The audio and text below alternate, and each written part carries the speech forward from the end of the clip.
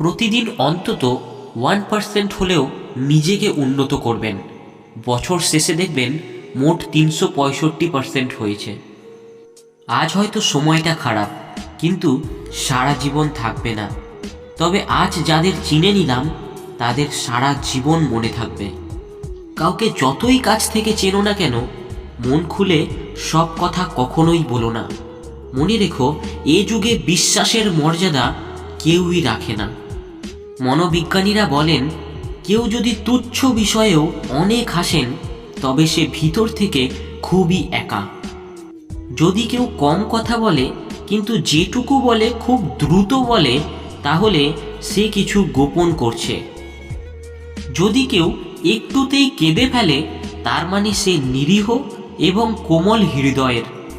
অর্থ আর স্বার্থ এই পুরো পৃথিবী জুড়ে এখন তাদেরই রাজত্ব।